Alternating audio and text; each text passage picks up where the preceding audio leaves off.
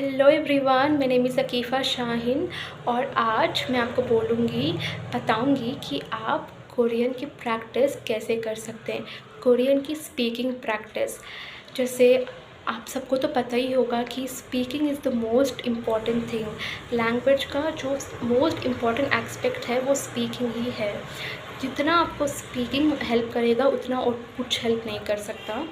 But हमें English थोड़ी बहुत समझ आती है, हम बोल लेते हैं। बट एक ऐसी लैंग्वेज में बात करना जिसका कोई आइडिया नहीं है, जिसके बारे में हमें कुछ पता ही नहीं है, it will be challenging, it will be difficult.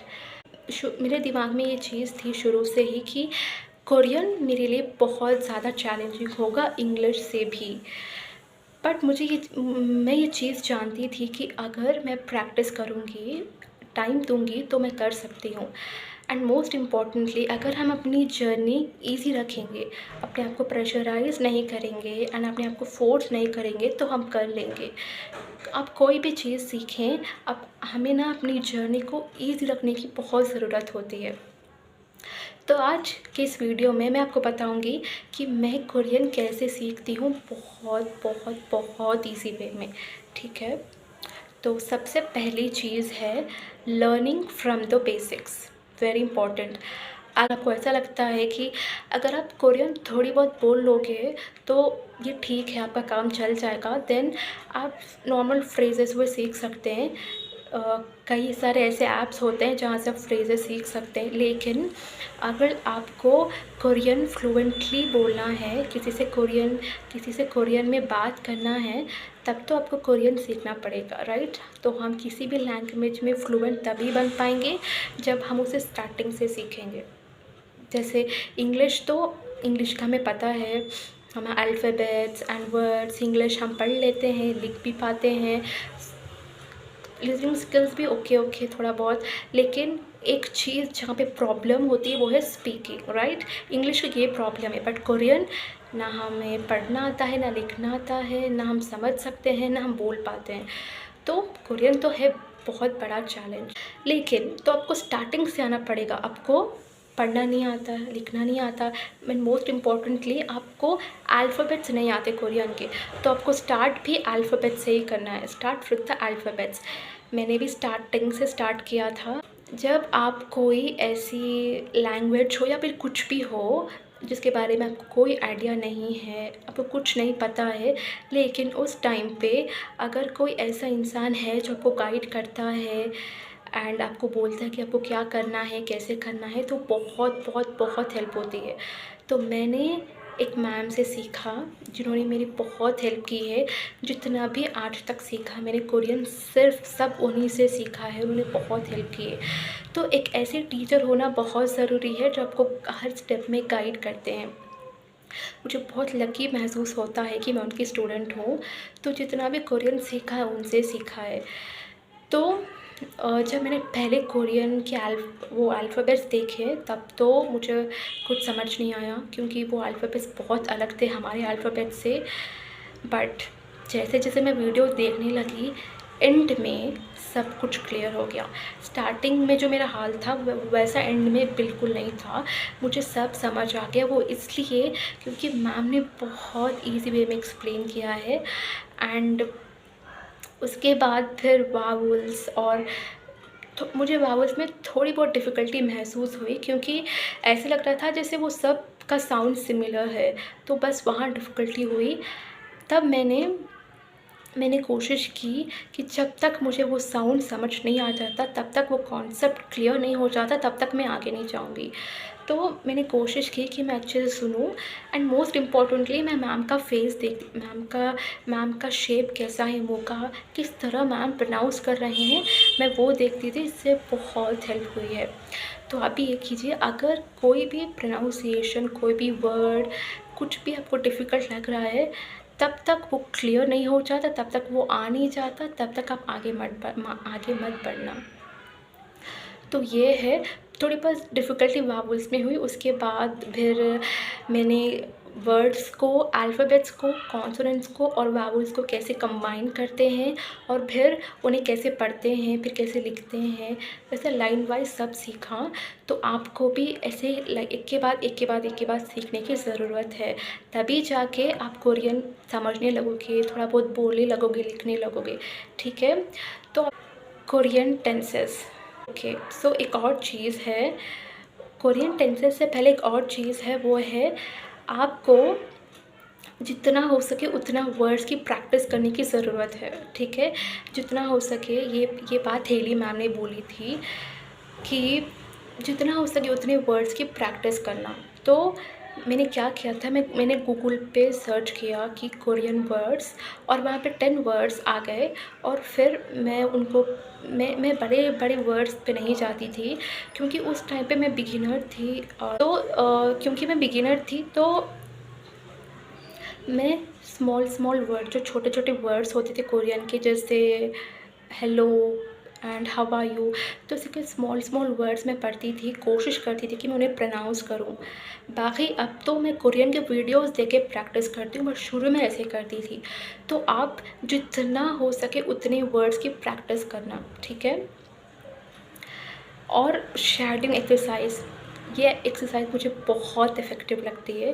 तो आप शैडोइंग की प्रैक्टिस कीजिए, ये बहुत हेल्प करता है जब आप किसी को सुन के रिपीट करते हैं। जैसे अभी मैंने बोला कि मैं वर्ड्स कोरियन के वीडियोस देख के सीखती हूँ, तो कोरियन पे ऐसे कई सारे वीडियोस हैं जहाँ पे नेटिव स्पीकर्स आपको बोलते हैं वर्ड्स।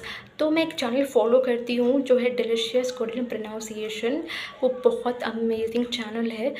मैं रीडिंग की प्रैक्टिस उसी चैनल से करती हूँ। तो यूट्यूब पे ऐसे कई सारे चैनल्स हैं, तो कोई भी चैनल आप पिक कीजिए और वहीं से आप शैडोइंग की प्रैक्टिस करना। पहले उनको सुनना, नेटिव स्पीकर को, और फिर आप उनकी तरह रिपीट करने की कोशिश करना। देन कोरियन टेंसेस, मुझे लगता था यहाँ पे मुझे बहुत डिफ़िकल्टी महसूस होगी, क्योंकि यहाँ पे ग्रामर भी है, तो मुझे लगता था ये बहुत डिफ़िकल्ट होगा, पर नहीं, ये बहुत आसान था। क्योंकि ये हेली मैम का वीडियो है, तो ये डिफ़िकल्ट हो ही नहीं सकता। तो ये बहुत आसान था। अगर आपको एक टेंस का पता तभी होता है जब आपको रूल्स पता होते हैं, ठीक है। तो सबसे पहले आपको ग्रामर के रूल्स पता होने चाहिए, ठीक है। आप कैसे सेंटेंस को कंस्ट्रक्ट करते हैं, तभी जाके आप कोरियन के टेंसेस कंस्ट्रक्ट कर पाओगे।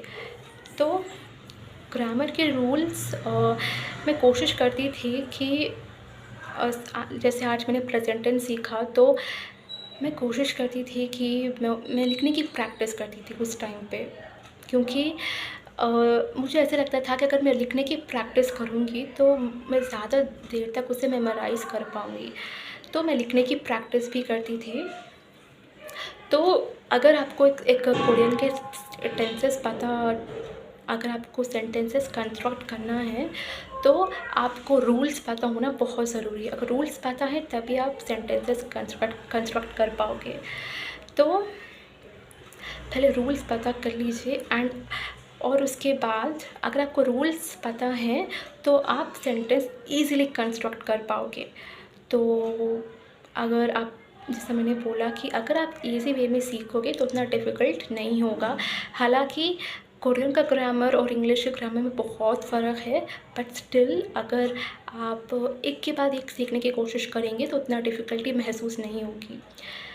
Then construct sentences by yourself, very important. ये मैं करती हूँ। एक्चुअली मैं जर्नल लिखती हूँ, इन दिनों मैं फ़ोन पे ही लिखती हूँ, एक नोट्स का जो ऐप है वहाँ पे जाके, but earlier I use to write a journal. तो मैं जर्नल लिखती हूँ और कोशिश करती हूँ कि मैं सेंटेंसेस अपने आप कंस्ट्रक्ट कर पाऊँ। Very important. जब आपको टेंसेस के रूल्स पता हैं तो आप सेंटेंसेस अपने आप कंस्ट्रक्ट कर सकते हैं, राइट। तो सेंटेंसेस कोशिश करना कि आप अपने आप कंस्ट्रक्ट कर पाओ। जितना आप अपने आप को चैलेंज करोगे उतना ही ये आपको बेनिफिट करेगा। जितना आप कंस्ट्रक्ट करोगे उतना आप सीखोगे। तो कंस्ट्रक्ट करना, एंड कंस्ट्रक्ट तभी कर पाओगे जब आपको टेंसेस पता होंगे। तो पहले टेंसेस सीख लीजिए, उसके बाद आप कंस्ट्रक्ट ईजीली कर सकते हैं। Listen to your favourite show, very important. अगर हमें कोरियन सीखना है तो मुझे ऐसे लगता है कि इसके पीछे 3 रीज़न्स हो सकते हैं। एक, आपको कोरियन का कल्चर अच्छा लगता है, दूसरा आपको के ड्रामास अच्छे लगते हैं, या फिर इसका एक और रीज़न हो सकता है कि आपको कोई के पॉप ग्रुप है जो अच्छा लगता है। मेरे केस में मुझे बीटीएस, तो मैं बीटीएस आर्मी हूँ और मैं कोरियन उन्हीं के लिए सीखती हूँ। तो शुरू मैंने सोचा था कि मैं कोरियन ड्रामा देखूँ। एक ड्रामा था जो मैं देखती थी, वो इंटरेस्टिंग ही था, उसकी स्टोरी अच्छी थी, बट पता नहीं क्यों मुझे उसमें उतना इंटरेस्ट नहीं आ रहा था। तो फिर फाइनली मैंने बीटीएस का कंटेंट देखना स्टार्ट किया। सोचा कि मैं वही देखती हूँ जो देख के मुझे मज़ा आता है और जो रीज़न है मेरा कोरियन सीखने का। तो फिर मैंने बीटीएस के वीडियोस देखने लगी और उन्हीं के वीडियोस देखती हूँ और बहुत मज़ा आता है मुझे देख के। तो वही देखिए जिसमें आपका इंटरेस्ट है। अगर आपको कोई के पॉप ग्रुप अच्छा लगता है तो आप उन्हीं के वीडियोस देखना। अगर ड्रामा अच्छा लगता है तो वही ड्रामा सब देखिए। अगर जो भी आपको अच्छा लगता है वही देखिए, क्योंकि इससे आपकी जो जर्नी है वो एन्जॉयबल हो गया और आप बहुत कुछ सीख पाएंगे। Then talk to yourself in Korean, the most difficult thing to do. Yes, Korean मेरे लिए बहुत चैलेंजिंग था, क्योंकि कोरियन के मुझे इतने वर्ड्स नहीं पता है। मैं जब इंग्लिश की प्रैक्टिस करती हूँ तो इंग्लिश थोड़ा बहुत मुझे समझ आता है, थोड़ा बहुत मैं बोल भी लेती हूँ, पर कोरियन की मुझे कुछ नहीं पता, कोरियन के वर्ड्स नहीं पता, तो कहीं ना कहीं डिफ़िकल्टी महसूस होती थी मुझे कोरियन में। और मैं पहले सिर्फ 10 मिनट ही बोल पाती थी, बट आज I manage to speak for 30 minutes. और ये इसलिए मुमकिन हो पाता है, जो फ्रेजेस में मैंने अपने बुक में अब तक लिखा है, मैंने रिपीट करती हूँ उन फ्रेजेस को रिपीट करती हूँ, और सुबह से लेकर रात तक मैंने क्या किया वो सब मैं अपने आप से कोरियन में बात करती हूँ। और ये सब इसलिए मुमकिन हो पाता है क्योंकि मैंने टेंसेस सीखा है, हिली मैम से टेंसेस सीखा है। तो बस क्योंकि मुझे टेंसेस का आइडिया है, इसलिए मैं सेंटेंस कंस्ट्रक्ट कर पाती हूँ और अपने आप से बात भी कर पाती हूँ। आपको मिस्टेक्स के बारे में ज़्यादा सोचना नहीं है। इट्स ओके, गलती तो होती है, हम कुछ भी सीखेंगे, हम हमेशा गलती करेंगे ही करेंगे, और जितना ज़्यादा हम गलतियाँ करेंगे उतना ज़्यादा आप सीखेंगे भी। तो प्लीज़ ज़्यादा सोचने की ज़रूरत नहीं है। पहले मैं भी बहुत ज़्यादा सोचती थी, बट अब मैं कोशिश करती हूँ कि मैं अपनी प्रैक्टिस पे ध्यान दूँ, और अगर मुझसे कोई गलती होती है तो मैं सोचती हूँ कि गलती क्यों हुई, एंड मैं चाहती हूँ कि मैं उस गलती को दोबारा रिपीट ना करूँ। तो अगर आपसे कोई गलती होती है तो आपको सैड नहीं होना है, तब आपको ये सोचना है कि वो गलती क्यों हुई, और आपको कोशिश करना है कि वो गलती दोबारा रिपीट ना हो। एंड आपको अपने आप को रिकॉर्ड करना है, जो कि मैं पहले बहुत करती थी, इन दिनों में नहीं करती, जो कि मुझे लगता है मुझे करना चाहिए। वो है रिकॉर्डिंग योरसेल्फ। ये आपको बहुत हेल्प करेगा। अपनी वॉइस रिकॉर्ड करना है और सुनना है उसे। आपको पता चल जाएगा कि आप कैसे बोल रहे हैं, कहाँ गलती हो रही है। इससे आप, और जहाँ भी गलती हो रही है, जो भी गलतियाँ आप कर रहे हैं, ध्यान रखना कि वो नेक्स्ट टाइम ना हो। मैं कोशिश करती हूँ कि जैसा मैं अभी आपको बोला मैंने टेंसेस सीखा है, तो फॉर एग्ज़ाम्पल अब मैंने ऐसा बोला कि आई ड्रिंक वाटर, इसे मैंने कोरियन में बोला, तो इसे ही मैं पास्ट टेंस और फ्यूचर टेंस और प्रेजेंट परफेक्ट टेंस इसमें बोलने की कोशिश करती हूँ। एक सेंटेंस में अलग अलग वे में बोलती हूँ, इससे क्या होता है, एक तो मेरे टेंसेस की प्रैक्टिस भी हो जाती है और मेरी स्पीकिंग की प्रैक्टिस भी हो जाती है। तो बस इतना ही, यही सब मैं करती हूँ। एंड कोरियन चैलेंजिंग है, बट क्योंकि मैं इसे इजी वे में सीखती हूँ तो मुझे ये इतना डिफ़िकल्ट नहीं लगता है। तो आप भी चाहें तो कोरियन इतना इजी वे में सीख सकते हैं, एंड क्या आपको हेल्प करेगा। तो थैंक यू सो मच ये वीडियो देखने के लिए।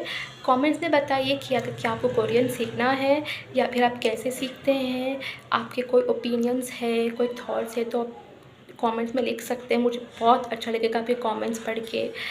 सो thank you so much, see you again, bye bye.